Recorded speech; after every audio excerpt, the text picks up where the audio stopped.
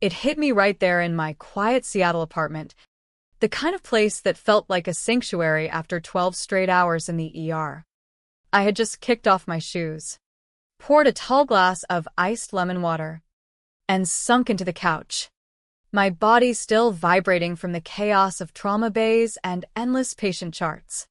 My phone lit up with a new email notification buried between pharmacy reminders and a gym promo. The subject line read simply, Kauai Family Charter Planning, Zoom link. No greeting. No explanation. The meeting had kicked off 4 minutes earlier. I clicked the link without much thought. The screen buffered, then froze on a single slide. Confirmed passengers: Thomas, Vivian, Brianna, Derek. For seats. My name, Elena Hayes, was nowhere. Not 5 passengers. 4. No note. No apology. No, sorry we missed you. Just a glaring absence that landed like a quiet slap. I sat there staring at my own tired reflection glowing blue on the dark screen. The woman looking back had dark circles under her eyes from too many night shifts. But the real exhaustion came from somewhere deeper. I didn't refresh the page. I didn't fire off an angry text. I simply closed the laptop.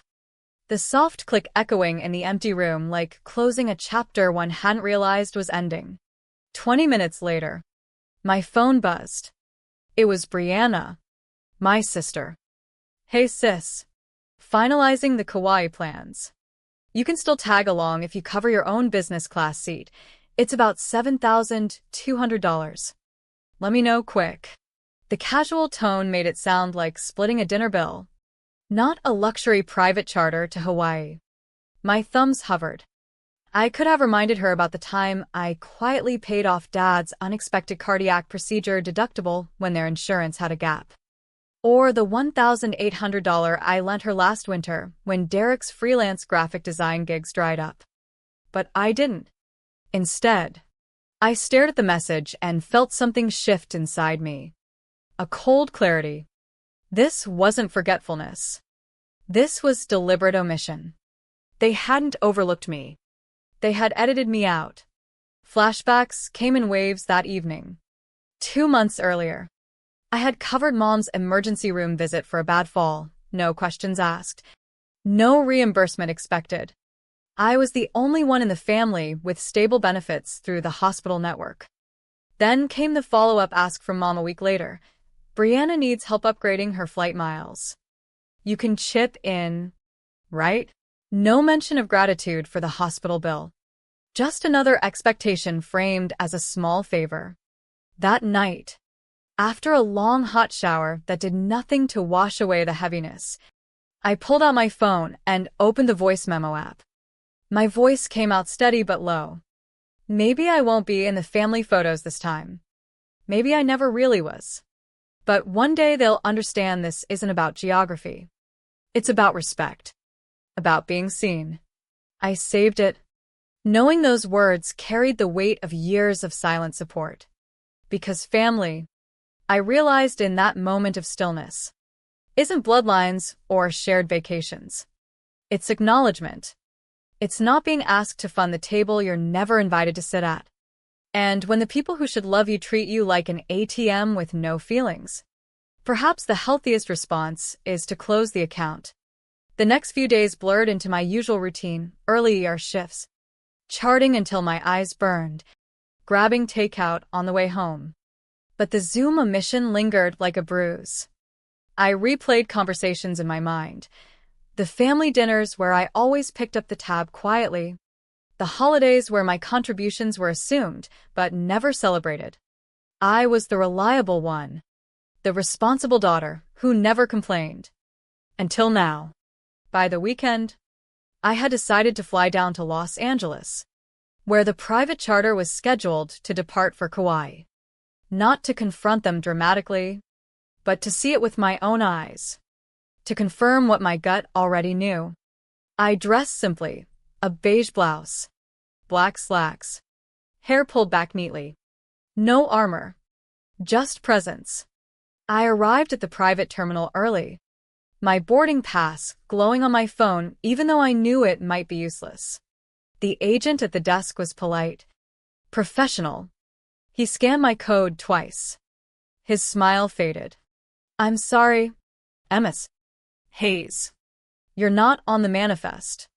The party is confirmed for 4. My stomach didn't drop so much as hollow out. I didn't argue. I stepped aside, finding a seat with a view through the frosted glass into the lounge. There they were. Mom adjusting her designer sunglasses. Dad flipping through a financial newspaper like nothing was wrong. Brianna posing with her phone for what looked like an influencer story. Derek laughing beside her. None of them glanced around for me. Because I wasn't supposed to be there. Dad turned once, his eyes meeting mine for a split second. Recognition flickered. Then he looked away as if I were a stranger shadow. That look confirmed everything. I wasn't forgotten. I was erased. I sat watching as they moved through security, posed by the jet stairs, laughed with the crew. Brianna turned her camera on herself. Jet life with the real crew, she said with a wink. Some people just don't make the cut. The laughter that followed cut deeper than any shout could. I didn't cry. I didn't confront. I simply gathered my bag, ordered a rideshare back, and felt the air outside the terminal feel heavier, like it carried the weight of unspoken truths. On the ride back to my temporary stay, I opened a note on my phone titled Final Accounting.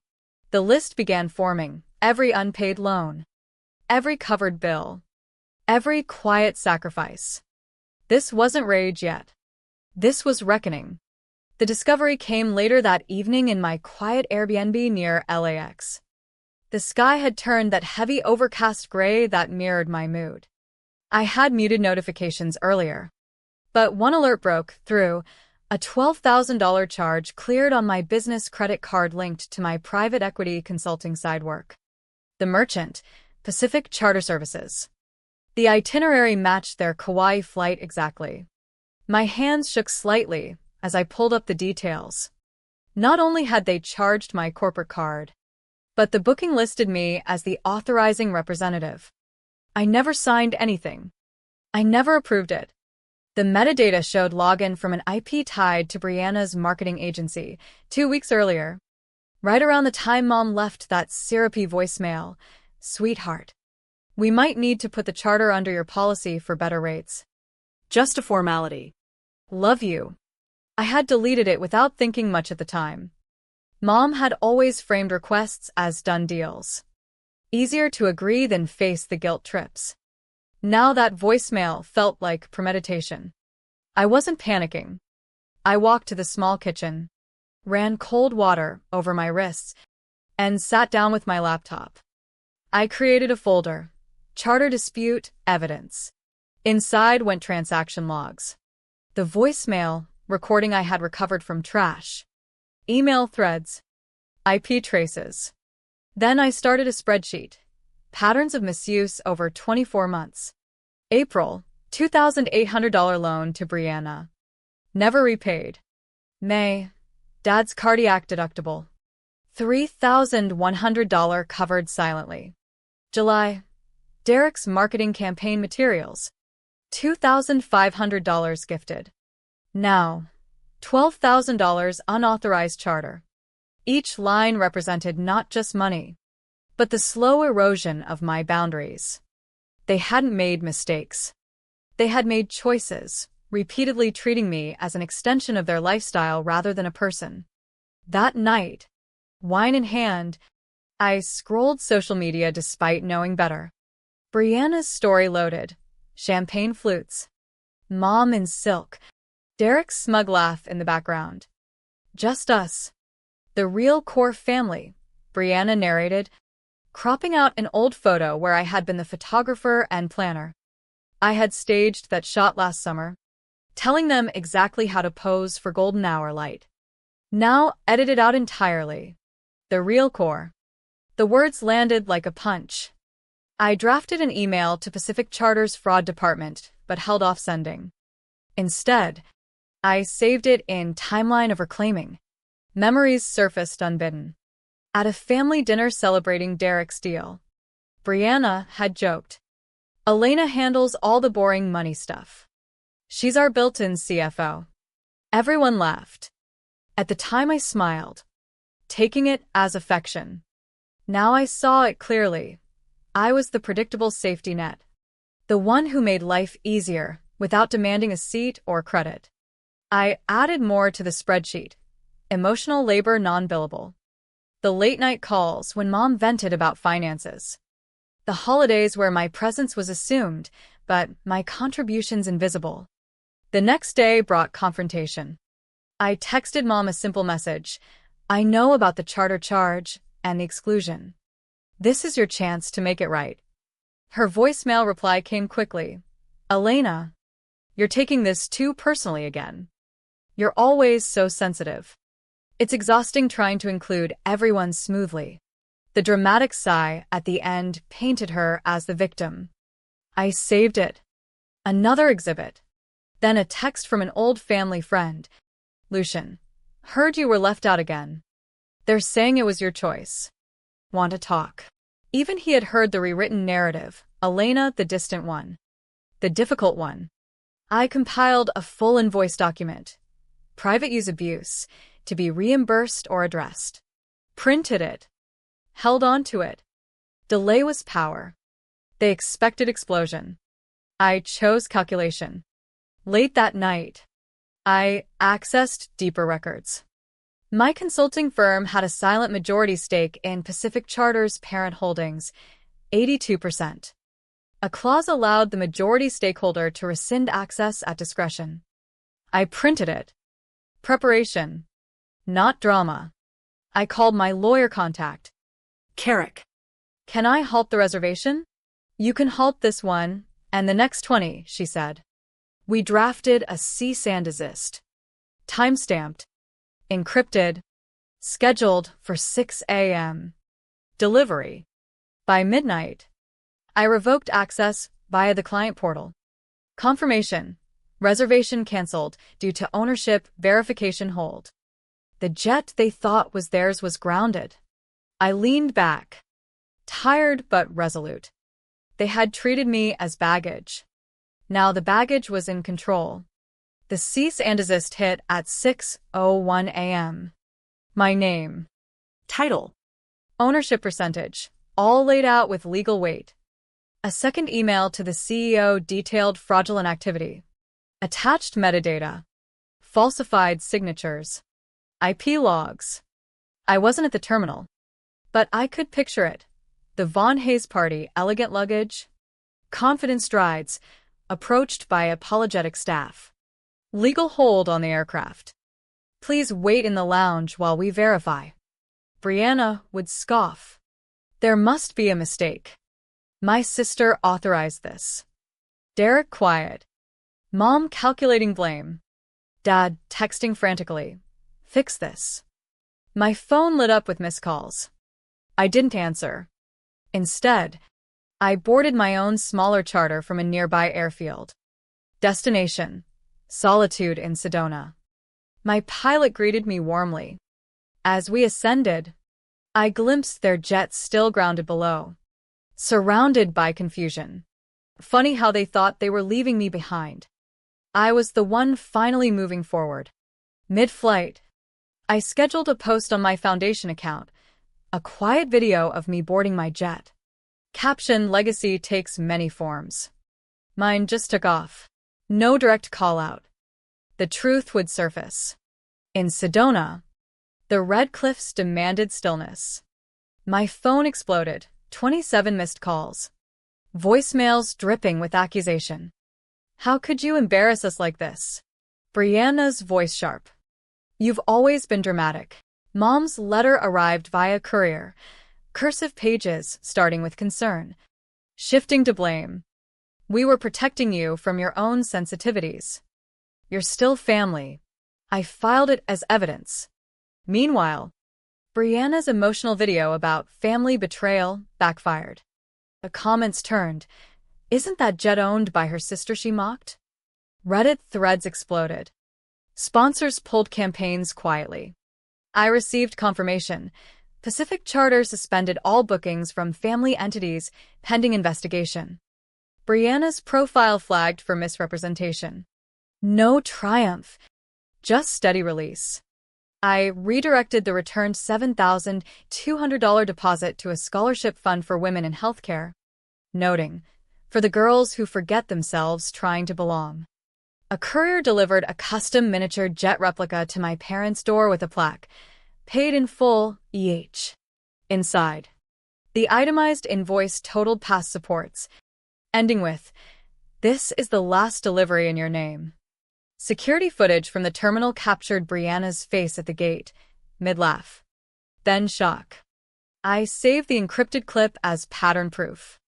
On the Sedona Trail, hand on a juniper tree, the quote returned, "You are not required to set yourself on fire to keep others warm." It no longer sounded selfish.